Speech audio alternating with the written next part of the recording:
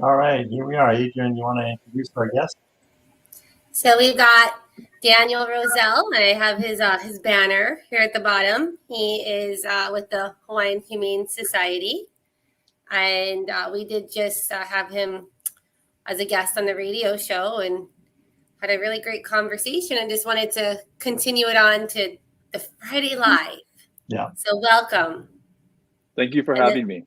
and then this is Mama. This is Mama Kitty. This is Mama, one of the fosters. She wants to get back to her kittens. She's getting back to her babies. She's a Yeah. good mama. Yeah. So, why don't we start off with that? What's been your experience with this foster program? What's that about, Adrian? What's been your personal experience? So I signed up and I did the Zoom training, and I've done 3 different litters of kittens, and this is the first one that I actually did that had the mama with the babies, and it's a lot of fun and very rewarding, and it's just great to watch them play and grow up, and just be of service to the Humane Society, because I know that they've got some limited resources as far as the space, and I think it's a win-win kind of program. Yeah. So Daniel, why don't you, how did this foster program come about, and how does it exactly look like on your guys' end?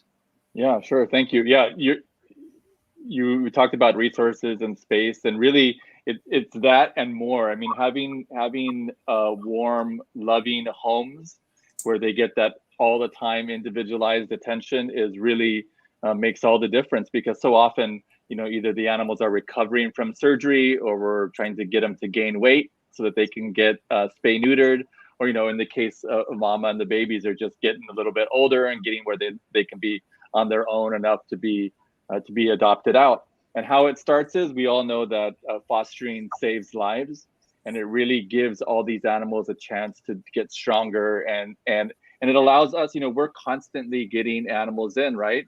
And if you have to sort of house animals that need to be there for a couple months while they get gain weight and so on, it just requires us to have a lot more space. So allowing community members to be part of this process, to take these animals in and give them love, and really just allows the flow of animals through our process, through foster homes and out into adoption. It makes it just a really good collaboration that gets so many more animals adopted. And we rely on the community members. A lot of our staff also are fosters. I foster, a lot of people on my team foster. In fact, I was fostering before I started working at the Humane Society, and probably having had the experience of fostering animals on my own is what got me interested into this field of animal welfare. So it's critical, and we're so lucky that we have participation of foster volunteers. So awesome. How would our viewers get signed up to get training to be a foster, and just to check it out and see if it's for them? Sure. Yeah. So we have regular online foster orientation, so that makes it easy. You can sign up. You can do in a Zoom call. You can get oriented. And if you visit our website, there's a drop-down menu with ways to get involved. And then there's ways to volunteer, and it talks about fostering and the process. The nice thing about our fostering process, you can do the orientation online, and then you can come up and pick up the animals at our admission side, and we'll hand you the kittens or the puppy, as well as any things they need for their stay with you. There's usually regular medical checkups required every couple of weeks or so, depending on the animal. But you can come in super easy, call when you're outside, and we'll take them in, check them out, make sure they're healthy, and return them to you. So what we've really done is streamline the process. We know that people are volunteering. We know sometimes they're traveling a long distance to help us, and we want to make it really easy for you, because that makes it easy for us and the animals too. So speaking of traveling a long distance, you guys have some exciting news about a second location. Yeah, we actually, I was in a meeting this morning, and I was looking at pictures of the grading that's going on. So there's huge machines over there now. But west side of Oahu, for a long time, we've been talking about this, about building a second campus. As everybody knows, the population is growing out there.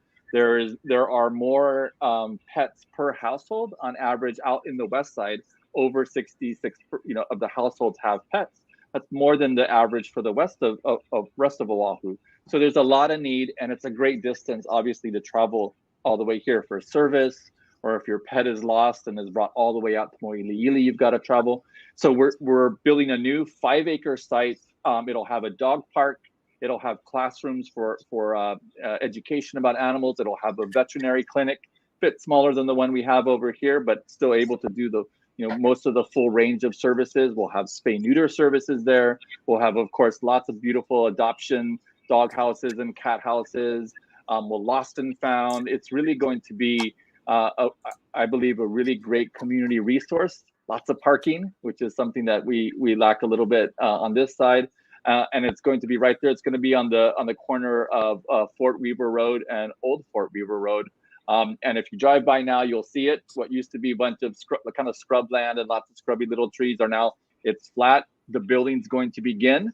We estimate sometime, opening will be sometime in early 2023. And we can't wait to welcome people in there. We think it'll really represent our community focus that we've really been digging into in the last couple of years. All right, and I kind of want to show people your guys's website a little bit, because you guys got some. What's some main things that you would want to share with people as far as what they're going to see when they go to your all's website? Sure. So big thing for us really, it's all about the animals, right? And so whether we're right there, you just saw, are you prepared for a hurricane? We're in hurricane season, so we're focused on everybody being prepared. If you have to go to a shelter, do you have the kit ready? We focus on things like, are you making sure that your animals are safe when it's hot? So we offer a lot of tips. We're also doing something called Clear the Shelter right now, where this whole month we're really trying to get cats adopted out and inviting people to basically set their own price for the cats. And of course, adoptions. We just added a new feature where we're all the little bios. Oh, I can't even talk when I see kittens like that. Yeah, it's so distracting. Look at that cutie. Yeah, so there's just so much on here that are resources. Come and look at our animals for adoption. We've got little write-ups going on now telling you their story. And of course, the other side of things is we are a community organization, and we rely not just on the donations of community, but also on the volunteering, like we were talking about with fostering. And lots of folks, people with kids, senior citizens, people after work, find really rewarding ways to volunteer, whether it's walking dogs, whether it's going to one of our partners at the Petco's and checking on the cats for adoption. People even do laundry or do administrative work. Talk about that. All kinds of ways. Yeah, I noticed on the bottom here, you've got Doghouse Blue. What is all that? Aloha Kitty Cafe. What does that mean? Yeah, so we actually on our property we have a couple dog houses. So basically large dogs, and then we have a small dogs, and so we kind of divide the dogs up by size. So that helps you identify the location of where the pets are.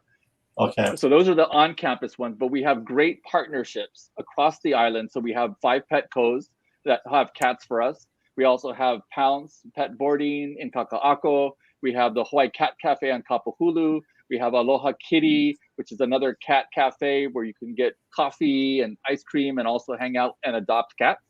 And so if you go on here and you see a pet you like, you can find out where they're located on the island.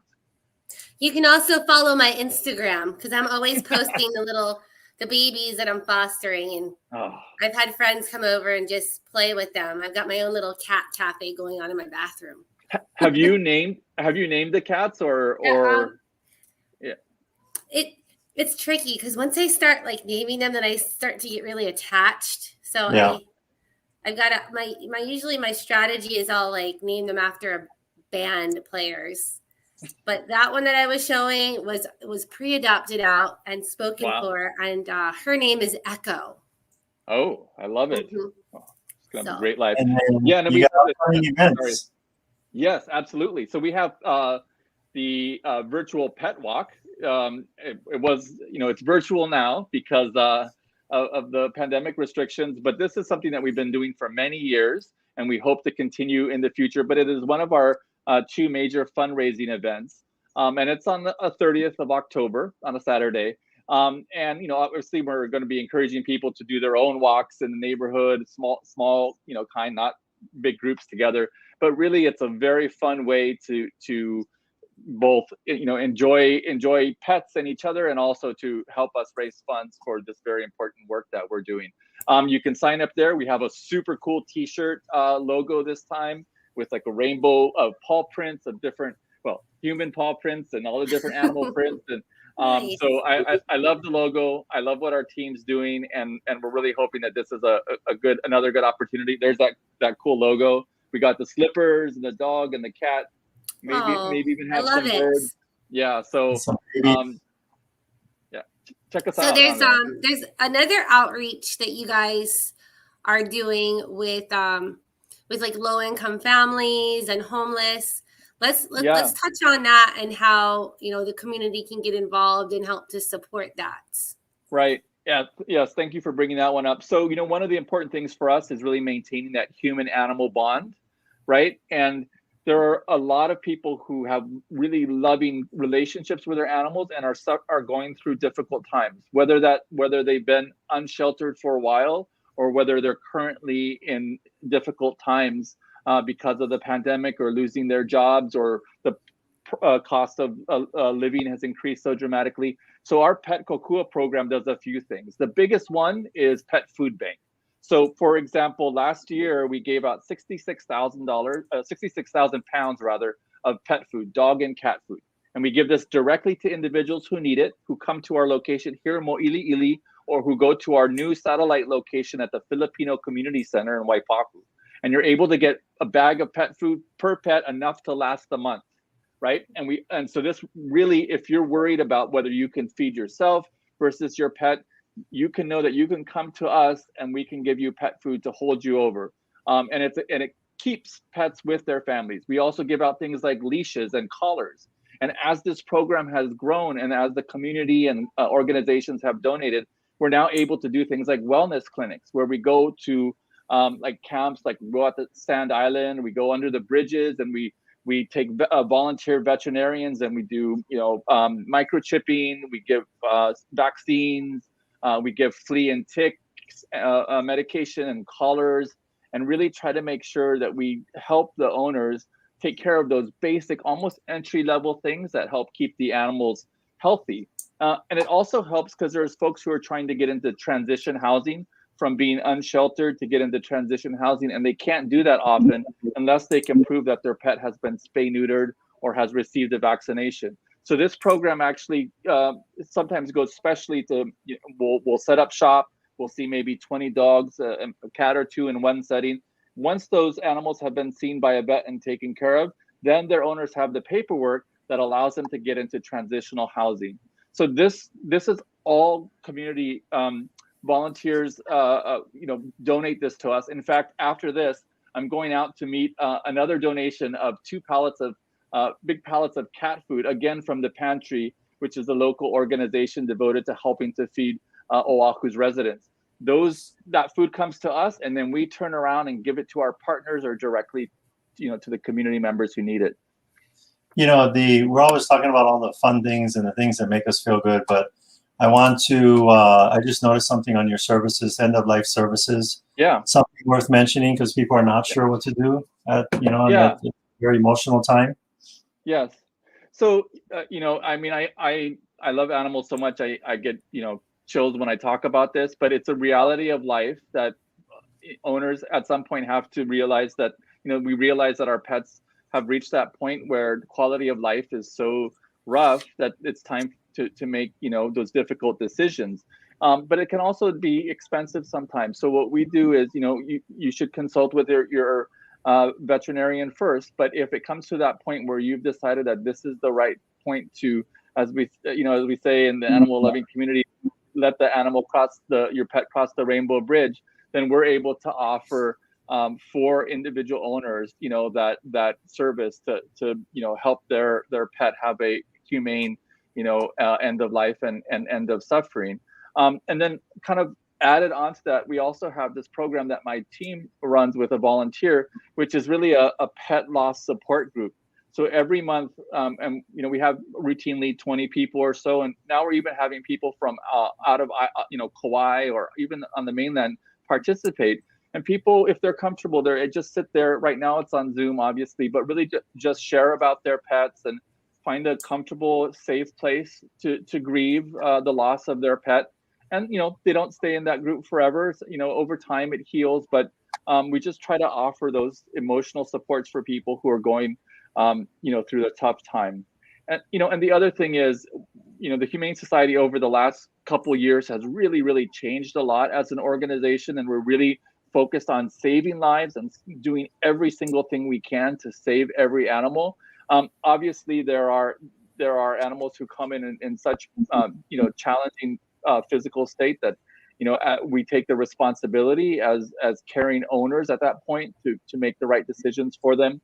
But everything that we're doing as an organization is being done with the best interest of the animals in our hearts and in our processes.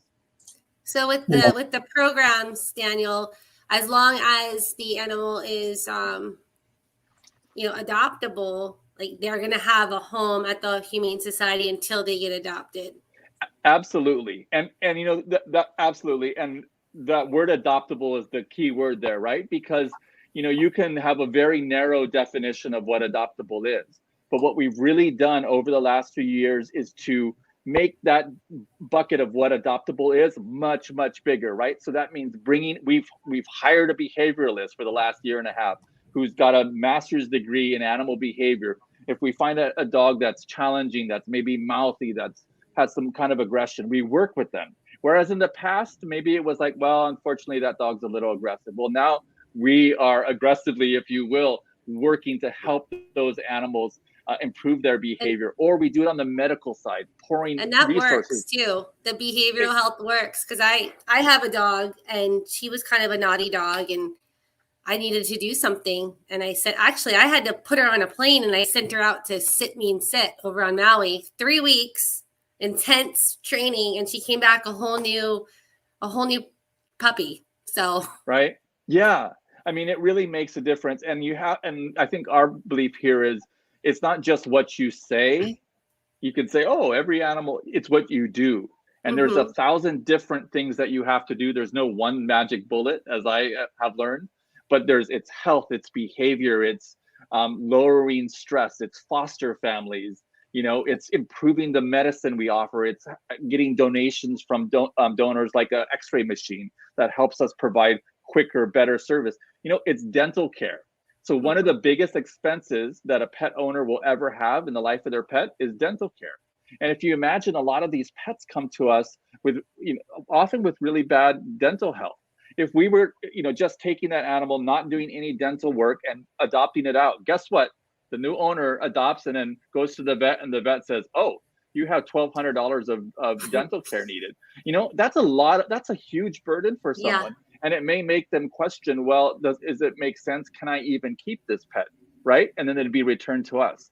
So what we're really focused on is giving that really robust dental care where extractions are needed. We're doing it here.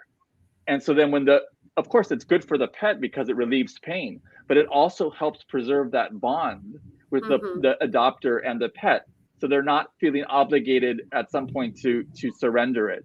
So it's and the whole range of things. And yes, we do not have a time limit.